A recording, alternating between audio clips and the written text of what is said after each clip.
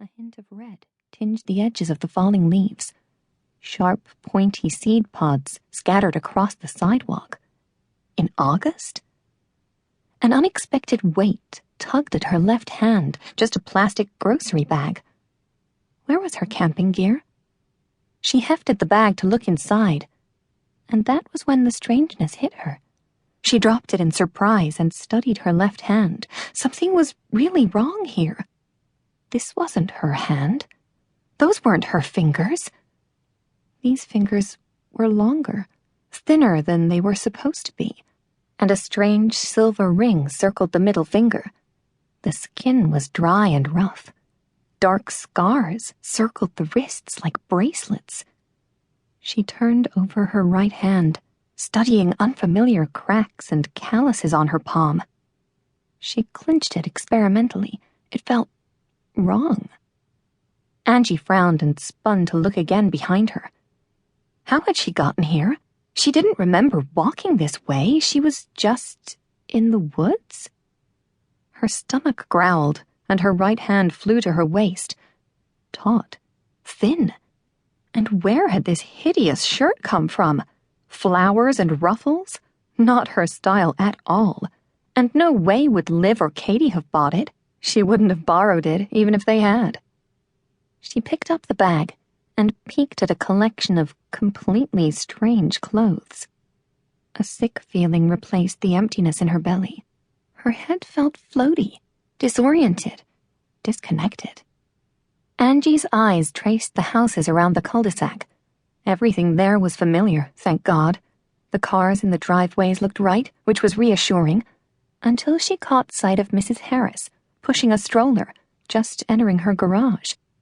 Mrs. Harris didn't have kids. She broke into a run, feeling for the first time the blisters on her feet, the ache in her legs. Home. She had to get home. Of course. She'd been lost in the woods. Now she was home. She felt under the woven grass mat for a key and opened the red front door. "Mom!" she yelled. "Hey, Mom, I'm home!" She stepped through. Tumbling down the front stairs, feet sliding, face a screaming mask of disbelief, her mom burst into tears. She engulfed Angie in her arms, speechless, gulping. "Mom!" Angie said into her hair. "Mom, I can't breathe." She dropped the bag of clothes with a small thump.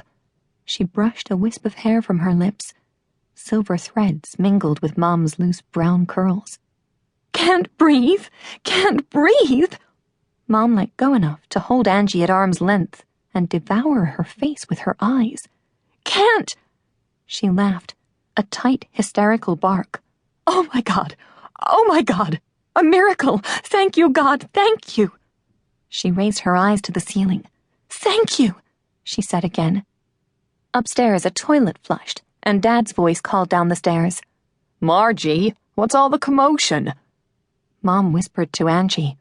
"Oh, your father, he'll just—" She couldn't speak. Her face was white. Too round and white. Dad's tread on the landing filled the pause. For a moment, he stood there, his hands plastered to his cheeks. His eyes met Angie's and filled with tears. "Angela? Are you really?" His voice choked off. Angie looked back and forth between the two of them. Yeah, I'm really... What's going on?" It wasn't just her. Something was wrong with her parents, too. A shiver passed across her shoulder blades. "Angel?" Dad whispered the word. He stood on the landing, frozen in weirdness. His black hair was completely gray. His damp eyes looked 100 years old. Angie's heart began to race, and her feet tingled like they wanted to take off running. "You guys are totally freaking me out." "We're freaking you?" Mom's hysterical laugh broke out again. "Angie, where have you been?" "You know." Angie's stomach squirmed. "Camping?" The way they stared and stared at her made it hard to breathe.